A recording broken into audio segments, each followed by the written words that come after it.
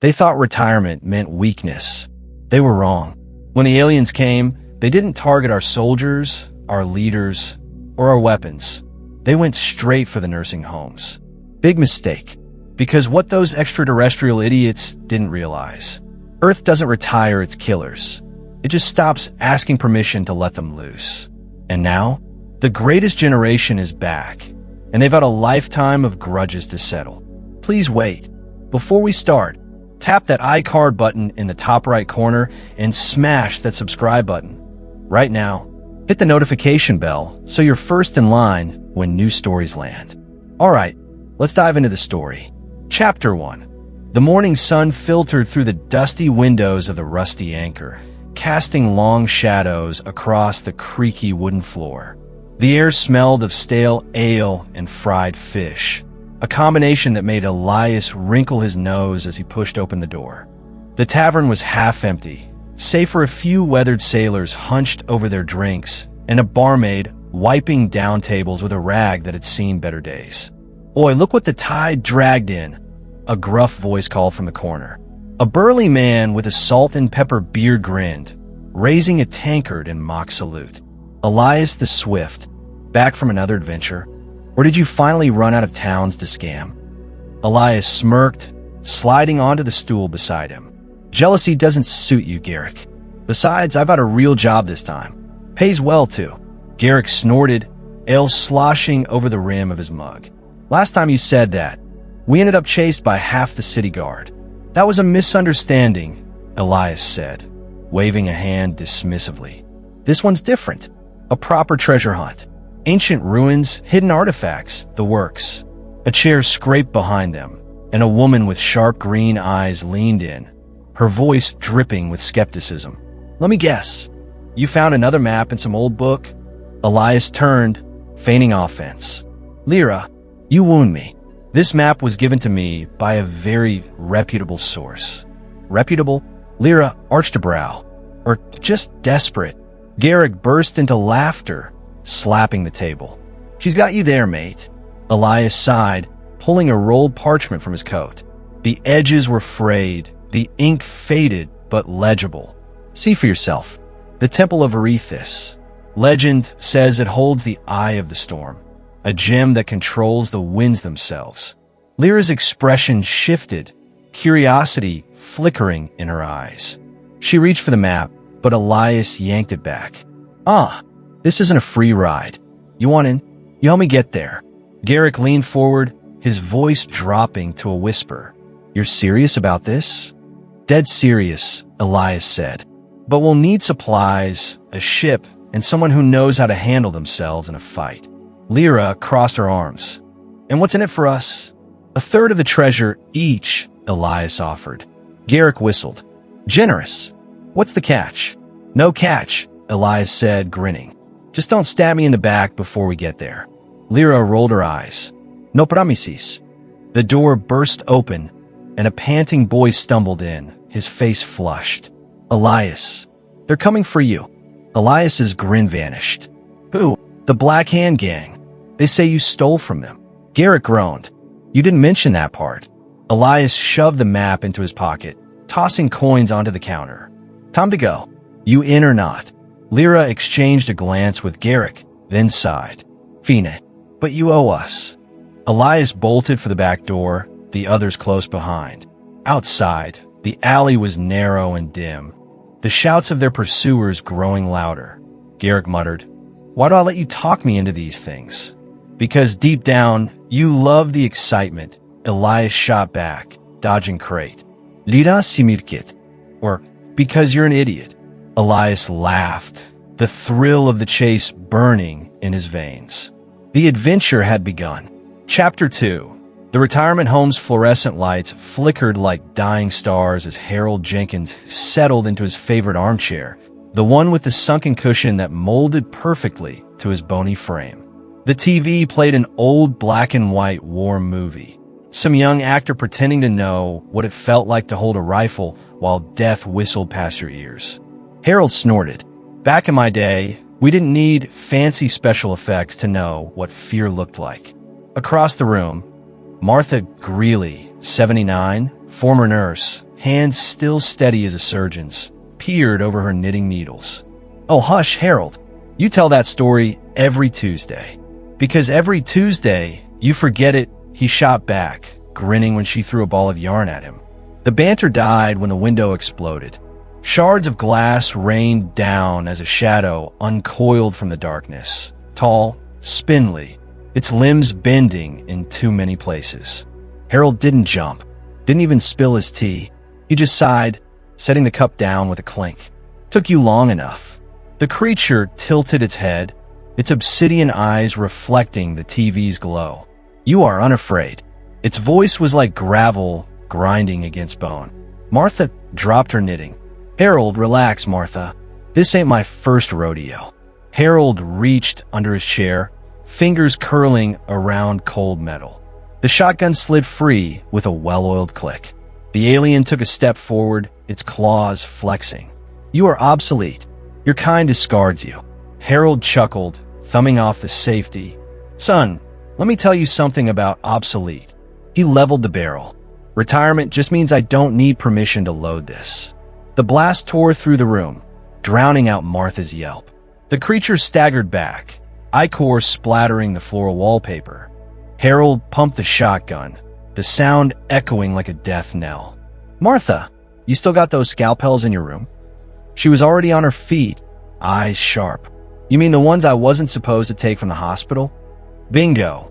Down the hall, doors creaked open. Faces peered out, wrinkled, wary, but far from helpless. Jenkins, wheezed Frank Delmar, 83, ex-Marine, oxygen tank strapped to his back. "The hell's going?" He froze, spotting the alien. Then, slowly, a grin split his stubbled face. "Well, I'll be damned. They do come in green." The creature hissed, lunging, only to jerk sideways as Martha's scalpel buried itself in its thigh. "Still got it," she muttered. Harold fired again. The alien crumpled. Silence. Then, from somewhere outside, another scream tore through the night. Distant. Then closer. Then everywhere. Frank grabbed his walker, flipping it open to reveal a hidden machete. "Guess the nursing home's got a new activity." Harold ejected the spent shells, reloading with hands that hadn't trembled since Normandy. About damn time, and as the sirens wailed in the distance, the retirees of Sunset Gardens prepared for war. Word count, 500. Flow maintained for Chapter 3. Evelyn and Marcus will soon discover these attacks are coordinated, leading them to the trapped veterans. The hidden detail, aliens recruiting elders, is still concealed. Chapter 3.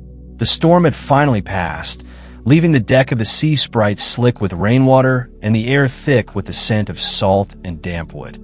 Elias gripped the railing, squinting at the jagged coastline ahead. The map had led them here, to the Isle of Arethys, a place most sailors avoided unless they had a death wish. Lyra joined him, her arms crossed against the chill. "You sure this is the right place? Looks like the kind of spot where ships go to disappear." Elias flashed her grin. "That's how you know it's the right place. No one hides treasure somewhere easy." Garrick stomped up behind them, his boots thudding against the wet planks. "Easy for you to say. You're not the one who'll have to fight off whatever's lurking in those ruins." "Relax," Elias said, clapping him on the shoulder. "If there were monsters, the Legends would have mentioned them." Lyra snorted. Legends also said the Eye of the Storm was a myth. Yet here we are. The captain, a grizzled old sea dog named Harlow, shouted from the helm. "I'll drop anchor here, but I'm not setting foot on that cursed rock. You'll want to play treasure hunters, be my guests. Just don't expect me to wait if things turn ugly." Elias saluted mockingly. "Your confidence is inspiring, Captain." Harlow spat over the side. "Confidence won't save you from whatever's buried in those ruins." The trio loaded their gear into a rowboat, the waves slapping against the hull as they made for shore.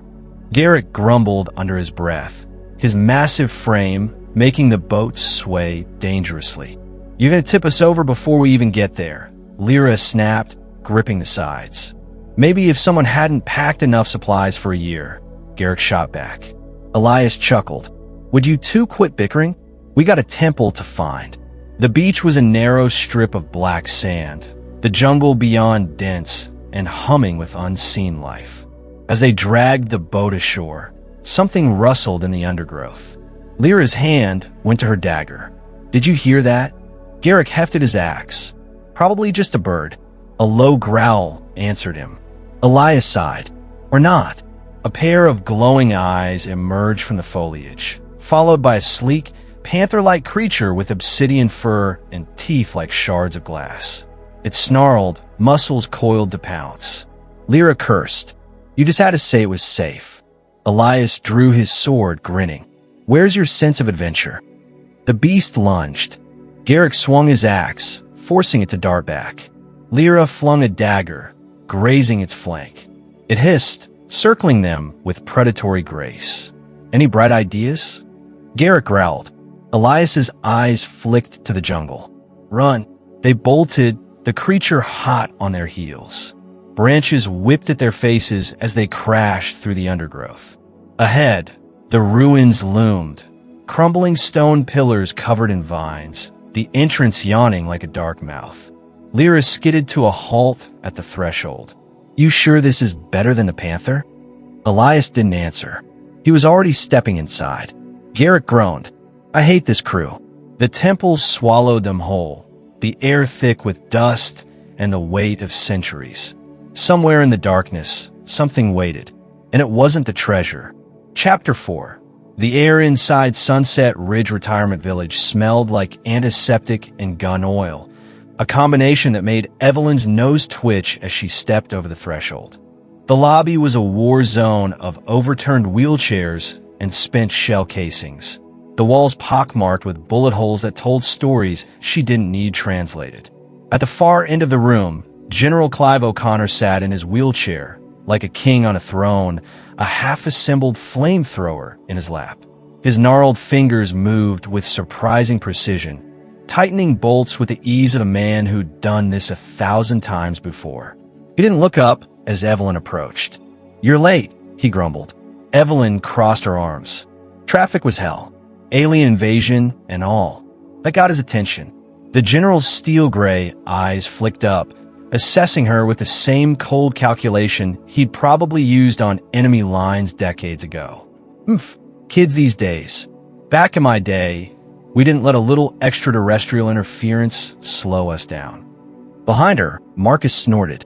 Yeah, well, back in your day, you probably walked uphill both ways to war too. The general's lips twitched. Damn right. He jerked a thumb toward the basement door. You here to help or just to flap your gums? Evelyn smirked. Depends. What's in the basement? The old man's grin was all teeth. Enough napalm to turn a battalion into barbecue. The basement was a mad scientist's dream. Rows of homemade explosives, jerry-rigged flamethrowers, and enough ammunition to start a small revolution. Evelyn whistled low under breath. You folks really don't believe in going quietly, do you? Martha Greeley, sleeves rolled up to reveal faded tattooed dates from wars long past, didn't even glance up from her workbench. Quiet's for libraries and cemeteries. We're not dead yet. Harold Jenkins limped over, tossing Evelyn a modified grenade. Catch. Pull the pin, count to 3, and try not to blow your damn fingers off. She turned the device over in her hands. You're giving me a grenade with a 3-second fuse? Problem. Harold raised an eyebrow. Marcus snatched it from her. Yeah, the problem is she's got a PhD, not a death wish. He handed her a pistol instead. Stick to things that don't explode in your face. Evelyn rolled her eyes, but holstered the gun. Fine, but when this is over, I'm stealing one of those flamethrowers. The general barked a laugh. Atta girl. Outside, the distant screech of alien engines cut through the night. Martha dusted off her hands. Showtime. The retirees moved with eerie efficiency. Harold to the roof with his sniper rifle. Martha to the windows with a crossbow she'd liberated from a museum, and the general rolling his wheelchair into position like a tank commander. Evelyn crouched beside Marcus near the front door. You ever think you'd be taking orders from a guy in Depends? Marcus checked his rifle. Honestly, at this point, I'm just glad they're on our side. The first alien scout hit the porch just as Harold's bullet took off its head. The second made it 3 steps inside before Martha's bolt pinned it to the wall. Then the real wave came, a dozen of them, all claws and teeth and that awful, clicking language. The general didn't flinch. He just lit his cigar, took a long drag, and flicked the match into the trail of gasoline leading outside. The explosion shook the building. Through the flames, Evelyn saw the aliens writhe, just for a second, before the napalm did its job. The general exhaled a perfect smoke ring. Now that's how you RSVP. Marcus stared. Remind me never to piss off old people. Evelyn grinned. Too late. And as the firelight painted the walls in shades of hell, the real message became clear. Earth's retirees weren't just survivors. They were the damn boogeyman. Word count, 500. Flow maintained for Chapter 5. Evelyn and Marcus will discover the aliens' true motives in the next chapter, leading to the final confrontation. The hidden detail, aliens recruiting elders, is still concealed but hinted at with their tactical interest in the retirees. Chapter 5. The air inside the temple's inner sanctum was thick with the scent of old stone and something metallic, like rust or blood. The flickering torchlight cast long, jagged shadows across the walls, where ancient carvings of storm-wreathed figures seemed to watch them with hollow eyes. Elias stepped forward, his boots crunching on broken pottery. This is it, the Chamber of the Eye. Lyra's fingers brushed the hilt of her dagger, her voice low. Too quiet. If this thing's so valuable, why isn't it guarded? Garrett grunted, hefting his axe. Maybe the last guards died, waiting for someone dumb enough to show up. Elias ignored them, his gaze locked on the pedestal at the center of the room. There, resting on a cushion of rotted velvet, was a gem the size of his fist, deep blue, with veins of silver, lightning frozen inside. The Eye of the Storm. He reached for it. A voice echoed through the chamber, cold and rasping like wind over bones. You do not take. You are taken. The ground trembled. Dust rained from the ceiling. Lyra violet, bilades drown. What in the 7 hells? The carvings on the walls moved. Stone cracked as figures peeled free. Skeletal warriors wreathed in spectral mist, their eye sockets burning with blue fire. Garrett cursed. Elias, you idiot. Elias snatched the gem, its surface flaring with sudden light. Okay, now we run. The dead surged forward. Lyra's daggers flashed, slicing through a wraith's neck, only for the blade to pass through mist. The creature laughed, a sound like breaking ice, and swung a rusted sword at her head. She barely dodged. Steel doesn't work, she shouted. Garrick slammed his axe into a wraith's chest, the enchanted blade flaring white. The creature screamed, dissolving into smoke. Magic does, but I can't hold them all. Elias clutched the eye, his mind racing. The gem pulsed in his grip, whispering of storms and power. Use me. He gritted his teeth. Everyone get behind me. Lyra didn't move. If this kills us, I'm haunting you first. Elias raised the eye, and the world exploded. Wind howled through the chamber, a cyclone of raw force ripping through the wraiths. Stone shattered. The ceiling groaned. Garrett grabbed Lyra and yanked her down as debris rained around them. Then silence. Elias panted, his arms trembling. The wraiths were gone. The temple wasn't. Lyra, shove him hard. You imbecile. You could have buried us alive. Garrett coughed, waving away dust. But he didn't, and we've got the prize. He eyed the gem warily. Though I'm starting to think this thing's more trouble than it's worth. Elias grinned, tucking the eye into his coat. Where's your sense of wonder? A deep, shuddering groan echoed through the temple. The walls cracked. Lyra's eyes widened. Wonder later. Run now. They sprinted for the exit, the temple collapsing behind them in a roar of stone and dust. Sunlight blinded them as they burst onto the beach, just in time to see the sea sprite's sails unfurling. Harlow stood at the rail, shouting over the wind. Took you long enough. Get aboard unless you fancy swimming. Garrick muttered. I really hate this crew. But they ran anyway, the treasure heavy in Elias's pocket, and the weight of what they'd awakened heavier still. Chapter 6. The golf course looked like a war zone from some apocalyptic movie. Perfectly manicured greens, now cratered from explosions. Sand traps filled with alien corpses, and the distant sound of a sprinkler system still dutifully spraying water across what remained of the ninth hole. Evelyn wiped sweat from her brow, her sleek tactical suit now streaked with soot and something that might have been alien blood. Remind me again why we're fighting on a golf course? Marcus grunted as he reloaded his rifle behind the smoldering wreckage of a golf cart. Beryl Whitmore popped up from behind a decorative stone planter, her floral dress now accessorized with bandoliers of grenades. Because, darling, at our age we demand good scenery when we kill things. She lobbed a grenade with perfect form. 4. The explosion sent chunks of alien anatomy raining down around them. Evelyn ducked as something wet and purple splattered against her shoulder. I will never get used to that smell. Try being married for 50 years. Harold called from the clubhouse rooftop where he was picking off aliens with terrifying precision. This is nothing. A sudden screech turned Evelyn's blood to ice. She spun to see 3 of the spindly creatures charging from behind the concession stand. Before she could react, a burst of flame engulfed them. General O'Connor rolled forward in his wheelchair, flamethrower resting across his lap. Kids today, always forgetting to check their 6. Marcus gave the general a mock salute. Note to self, never play poker with this guy. The ground trembled suddenly, sending everyone staggering. Above them, the massive mothership descended, its shadow swallowing what was left of the golf course. The sheer size of it made Evelyn's stomach drop. This wasn't just another scout ship. This was her command center. Lena Vasquez slid into cover next to Evelyn, her silver braid now streaked with dirt and sweat. Well, this just got interesting. You call this interesting? Evelyn shouted over the growing roar of the ship's engines. I'd hate to see your idea of a bad date. Lena flashed a grin. Oh, honey, this is just the foreplay. She tapped her earpiece. Ramirez, you in position? A crackling voice responded. Si, abuela.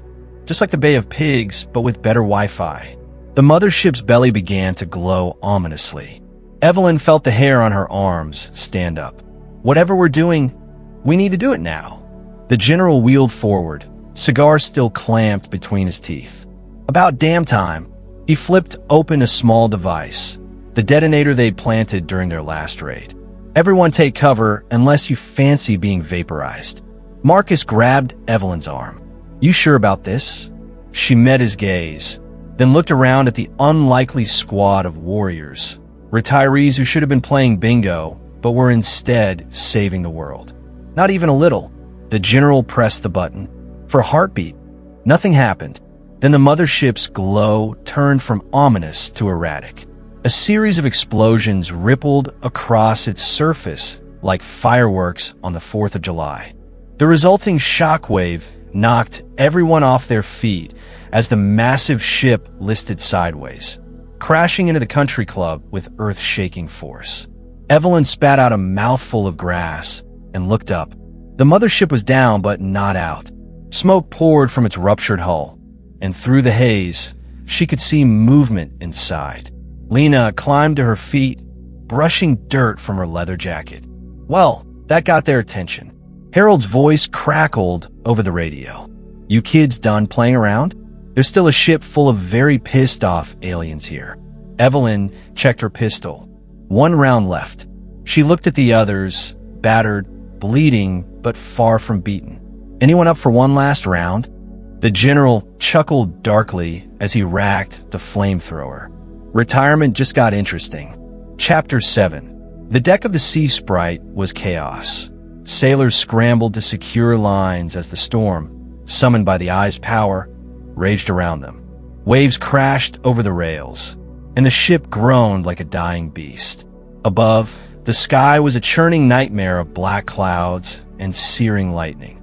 Elias clung to the mast, the eye of the storm burning in his grip. It pulsed with unnatural energy, its veins of silver lightning flaring brighter with each thunderclap. Lyra grabbed his arm, her voice barely audible over the wind. "You have to put it back. This isn't controlling the storm, it's feeding it." Garrick staggered toward them, soaked to the bone. "The captain says we're minutes from capsizing. Do something, Elias." Elias stared at the gem, his fingers trembling. The whispers in his mind had grown louder, ancient, hungry. More, they hissed. More power. He gritted his teeth. "It's not letting go." Lyra's dagger was at his throat in a flash, her eyes wild. "Then I'll cut your hand off and take it myself." Garrick shoved between them. "Enough. Elias, fight it, or we all drown." A monstrous wave loomed over the ship. The crew screamed. Elias roared and slammed the gem against the mast. "Enough!" A shockwave of blue light erupted. The storm froze. Raindrops hung suspended in midair, and lightning halted mid-strike. The wind died to a whisper. Then silence. The clouds parted. Sunlight spilled onto the deck. The sea calmed, smooth as glass. Lyra lowered her dagger, breathing hard. "Did you just scold a magical artifact into behaving?" Elias slumped against the mast, exhausted. Seemed like the thing to do. Garrick let out a disbelieving laugh. "Unbelievable. You wake an ancient curse, nearly get us killed. And then I saved us," Elias finished, grinning weakly. Harlow stomped over, his face purple with rage. "That's it. I want that cursed rock off my ship now. You hear me? Now." Elias looked at the eye, now dull and quiet in his palm. Yeah, I think we're done here." Back at the rusty anchor, the trio sat around their usual table, a heavy chest between them. The buyer, a cloaked figure with too many rings, had paid handsomely for the gem and vanished without a word. "Lida sipit had alle, eing Elias. You're not having second thoughts, are you?" Elias leaned back, stretching. "Nah, some treasures aren't worth the trouble."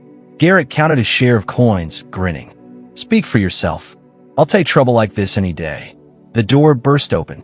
A breathless courier stumbled in, holding a sealed letter. "Message for Elias the Swift." Elias took it, broke the seal, and his eyebrows shot up. "Lida groanit. Oh no, what now?" He flashed the parchment. "Remember that map we found in the temple? Turns out it leads to another treasure." Garrick choked on his drink.